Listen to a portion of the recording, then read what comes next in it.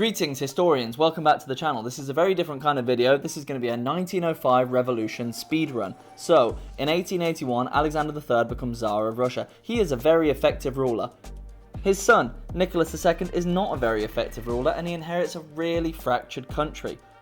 The finance and transport minister, Sergei Witte, is rapidly transforming the country, but there is huge unrest in Russia because a lot of problems aren't being addressed. For example, the peasants were emancipated in 1861, but their lives haven't really improved. There is a growing middle and upper class in Russia, liberal intelligentsia who are beginning to question the Tsar's authority. Also, Russia is a makeup of a massive multi-ethnic empire and the minorities are victims of Russification, and the growing proletariat is suffering awful working conditions. So in January 1905, a protest is led by this guy, Father Gapon, where they want to present a peaceful protest and they're all shot. Next month, the SRs, the Narodniks, they rebel, they protest this by assassinating the Tsar's uncle. That's the populists, if you didn't forget, they're the guys who assassinated Alexander II.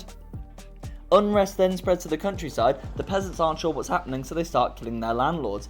Then, in Georgia, they're not really sure what's happening, so people in Georgia declare independence from Russia. And in Poland, same month, they're not really sure what's happening, so people in Poland declare independence. In May, Russia's at war with Japan, have I mentioned that yet? And the Japanese Navy destroys the Russian Navy. As a result of this, sailors aboard the Potemkin mutiny and start killing their officers.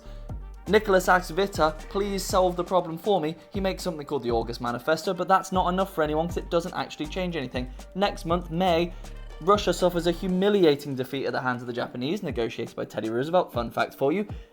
In September, there is a general strike in Moscow, the first time in Russian labour history. The St. Petersburg Soviet is created, and oh my god, it's led by a certain Leon Trotsky. More on him later. The workers are now organised. Things are terrible, so the October Manifesto is penned by Witte and released to the public. This has an amazing effect of dividing the opposition. The Liberals get a Duma, a parliament. Duma means to think in Russian. They're really happy now. However, the peasants haven't had their needs addressed, so they're still fuming. The workers, they haven't had their needs addressed, so they're still fuming. Next month, Witte, great idea, he abandons redemption payments, and now the peasants are happy. Here's a happy farmer. However, the workers are still furious because their needs haven't been addressed.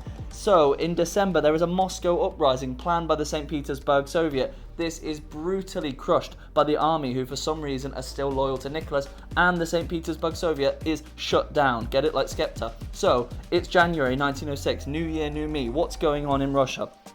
The Liberals are happy because they've finally got the parliament they wanted. The peasants are happy because their debts have been abolished and they have a bit more autonomy again. The workers' movement has been absolutely crushed by the army, and, as Trotsky famously said, Tsar Nicholas II has survived with a few broken ribs. Thank you. Please subscribe to the channel.